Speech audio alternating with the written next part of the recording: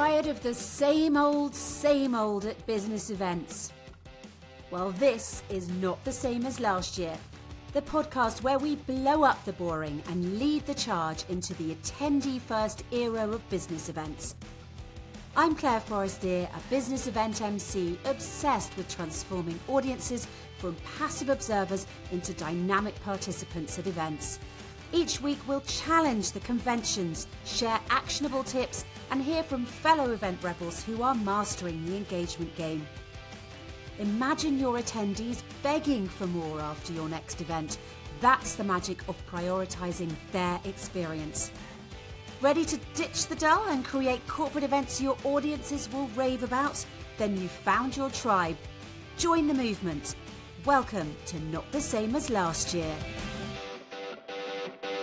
Hi everybody, welcome back to Not the Same as Last Year. Now, if you have been listening to my other episodes, you will know how determined I am to get more people creating what I've been calling attendee-first B2B events. Sessions, events, conferences that really make people who are attending feel like they are part of something special. I've talked a lot about how important it is to meet the basic human need to feel safe, welcome and heard, and how when we do that, when we give people the time and the space in events to share and learn, when we make things all about the attendee experience, our events will be a success. But it doesn't always work, right? So I think it's time to face a challenge that going attendee first may have thrown up for some of you. Because despite all our best efforts to create fantastic, engaging environments, it does feel sometimes that some attendees don't want to engage. I have had some super awkward moments standing on a stage asking for people to get involved and getting pretty much nothing back. I've hosted a big hybrid event where we wanted people to call in via video to contribute, and nobody did. There are occasions when I am sat there trying to get something out of people in a workshop, and I feel like it must be to be, a school teacher, a high school teacher, teaching double maths to 14-year-olds on a hot Friday afternoon. I'm thinking, why have we gone to all this trouble to create an engaging collaborative session? It's literally where I'm in a room full of people who are just not biting. There are no questions. There are no responses. There's just blank faces. It can be so frustrating, but it's not hopeless. Today, I want to help you tackle this issue head on. So let's talk about the mindset. Why are some people so hesitant to engage? Now, in my experience, sometimes it's because, say, it's an internal event and the company has a history of not actually listening to feedback or staff opinions, right? That has definitely happened. Or sometimes it is literally that the makeup of the audience at this particular event is by nature very introverted. They're just not the kind of people who want to speak up.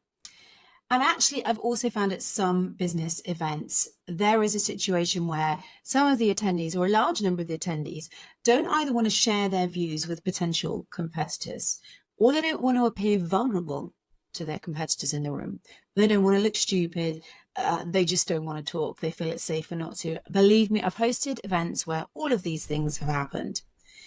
I think with a lot of people, it can sadly go back to the way you were treated or made to feel if you spoke up as long ago as at school. But I think really the biggest reason that you might experience a low audience engagement at an event, assuming it's an amazing event that you put a lot of effort into getting their attention and engagement to, is because sometimes it's just that our attendees are so institutionalized by the really crappy events that they've been attending for years. You know what I mean? The jam-packed schedules where there's been really limited time for proper questions. They've been rushed from session to session. There's barely a moment to breathe, let alone network and ask questions. So think about it. If you yourself have spent ages, years attending events where your input was ignored or really not listened to, or when speaking up really didn't get you anywhere, you'd probably be a bit gun shy about getting involved too. We are conditioned by our previous experiences. So it's going to make us wary of participating if that participation has not been included before. Some people are also thinking, oh my God, why bother? No one is really listening anyway. Or they might just be uncomfortable with the idea of being put on the spot in a room full of strangers. And it is, as I say, this simple fact that many of us are just used to being passive at these kind of business events. We have been trained to sit quietly, listen, and then leave. So when we're suddenly given the floor, we might not know what to do then. It's kind of like throwing a party and expecting somebody to get up and dance when they're all just arrived from work and sober and haven't had a chance to relax. But here's the good news. We can change all that. There are some strategies that will get all attendees involved and engaged. I think it's really important to ease people in. Start with really small, low pressure interactions, quick, fun, easy icebreaker at the beginning of the event or during a session. So it's nothing too heavy, just something that might get some people comfortable with the idea of speaking up. You just got to warm people up. And I think it's about setting the tone. Back in episode 8, if you are listening, I talked about how to get your contributors to buy into this attendee first mindset. I said you need to educate them before they prepare their sessions. When you say things to them like, as the event planner, we are really determined to make this event something very different from other events available at the moment. And we really want to do this from the beginning. So we want you to be part of this new kind of event that we're doing that is going to educate and entertain so that our audiences don't leave exhausted, but excited and they've been able to get involved, that kind of thing. But you can frame this in a similar way for your attendees. You can use your MC to do it. Get them actually to code in what the new style is going to be from the start. You know, if your MC is up on the stage and having conversations with the audience at the very beginning, they're going to be seeing, oh, this is the kind of event where we're going to be asked to be involved. And we're not being hitting them with it the second they walk in the door, because that can be a bit much, 9 a.m. on a Monday morning and someone's going, hey, you, we just wandered in with your coffee, speak. You'll get them kind of doing the reverse and leaving the room.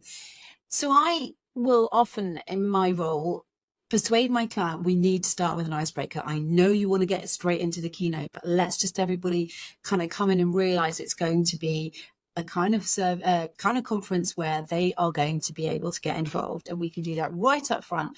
Just get them in, and then I sort of start talking to them, tell them what the sessions are going to be about, and say, look, I really want you guys to get involved. So the first thing I'm going to get you to do maybe is just turn to the person on your right, ask them why they came to the conference, that kind of thing. Just get them slowly seeing, I can get included, I can get involved. And you can have more sophisticated icebreakers than that. You could get them to move, you can get them to find out something different, give them different tasks depending on how adventurous you want to be. But it's just helping them slowly absorb, or really immediately absorb actually, just subconsciously, this isn't an event where I'm going to be sitting on my arse all day. I am going to be getting involved.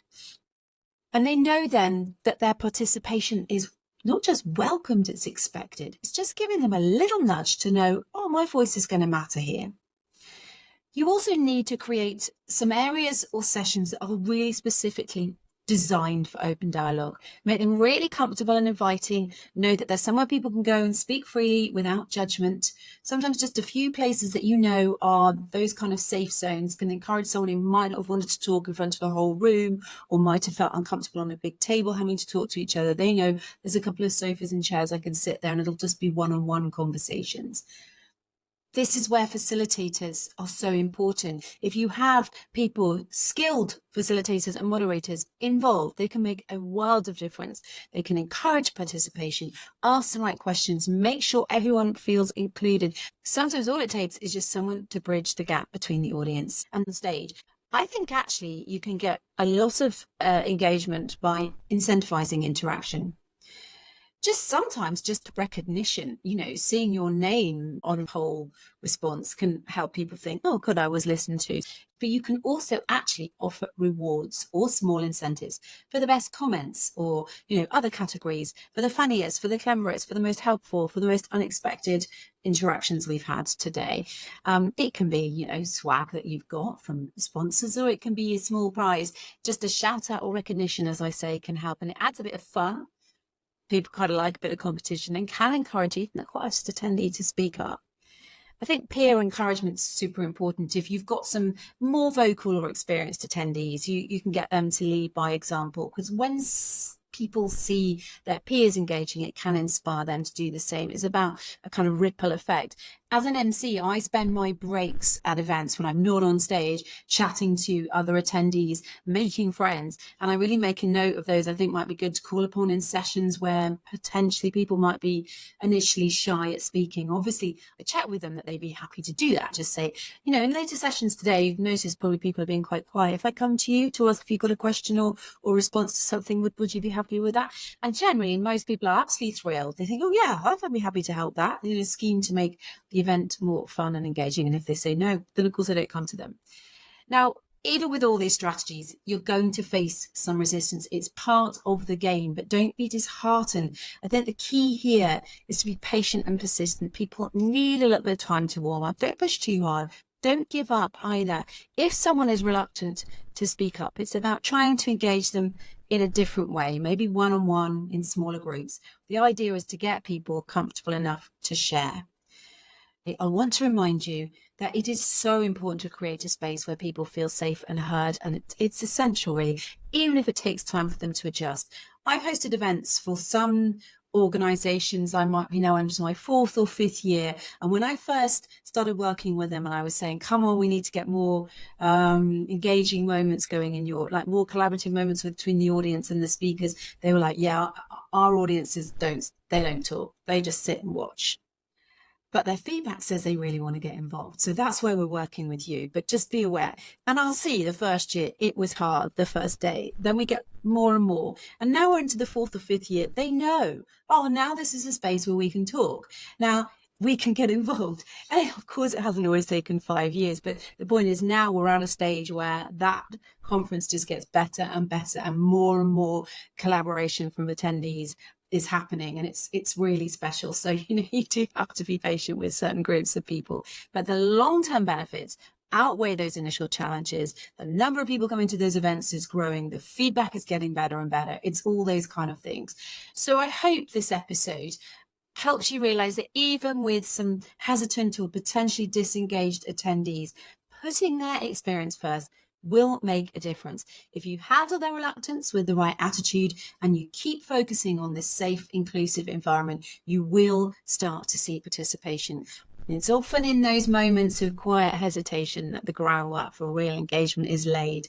You can turn even the most reserved attendees into active, enthusiastic participants. Thanks for tuning in today. Change takes time, remember, but the payoff is always worth the effort. Until next time.